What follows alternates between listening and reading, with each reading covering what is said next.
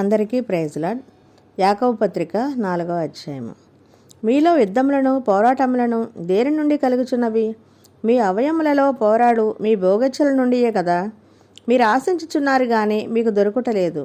నరహత్య చేయుదురు, మత్సరపడుదురు గాని సంపాదించుకొనలేరు. పోట్లాడుదురు, యుద్ధము చేయుదురు గాని దేవుని అడుగనందున మీకేమీ దొరకదు. మీరు అడిగినను మీ భోగముల నిమిత్తము వినియోగించుటకై దురుద్దేశముతో అడుగుదురు గనుక మీకేమీ దొరుకుటలేదు. వ్యభిచారిణులారా, ఈ లోక స్నేహము దేవునితో వైరమని మీరు ఎరుగరా? కాబట్టి ఎవడు ఈ లోకముతో స్నేహము చేయగోరునో వాడు దేవునికి శత్రువగును. ఆయన మన యందు నివసింపచేసిన ఆత్మ మత్సరపడినంతగా అపేక్షించిన అను లేఖనము చెప్పునది వ్యర్థమని అనుకొనుచున్నారా? కాదు గాని ఆయన ఎక్కువ కృపనిచ్చును. అందుచేత దేవుడు అహంకారులను ఎదిరించి దీనులకు కృప అనుగ్రహించును అని లేఖనము చెప్పుచున్నది.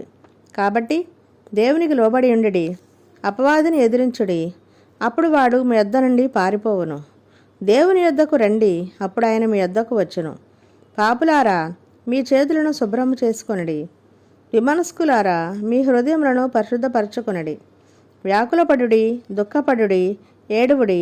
మీ నవ్వు దుఃఖమునకును మీ ఆనందము చింతకును మార్చుకొనుడి.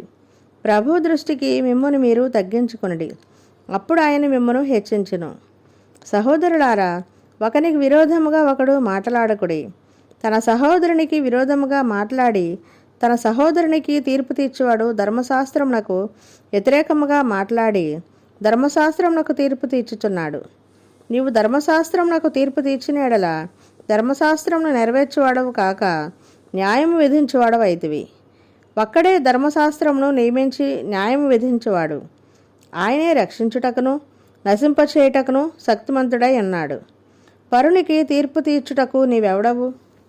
నేడైనను రేపైనను ఒకానొక పట్టణమునకు వెళ్ళి అక్కడ 1 సంవత్సరం నుండి వ్యాపారము చేసి లాభం సంపాదింతము రండని చెప్పుకొని వారలారా, రేపేమి సంభవించునో మీకు తెలియదు. మీ జీవం ఏపాటిది? మీరు కొంతసేపు కనబడి అంతలో మాయమైపోవు ఆవిరి వంటి వారే. కనుక ప్రభు చిత్తమైతే మనము బ్రతికి ఉండి ఇది అది చేతమని చెప్పుకొనవలెను. ఇప్పుడైతే మీరు మీ డంబముల యందు అతిశయపడుచున్నారు. ఇటు అతిశయమంతయు చెడ్డది. కాబట్టి మేలనిది చేయనెరిగియు అలాగూ చేయని వానికి పాపము కలుగును. దేవునికి స్తోత్రం. దేవుడి పరిశుద్ధ వాక్యమును దీవించునుగాక. ఆమెన్. ప్రైజ్ లార్డ్ అందరికీ. ఈరోజు వాక్యం విన్నారు కదా, అలాగే ఇంకొంతమంది కూడా వినిపించండి. మన యూట్యూబ్ ఛానల్ని లైక్ చేయండి, షేర్ చేయండి, సబ్స్క్రైబ్ చేయండి. Thank you.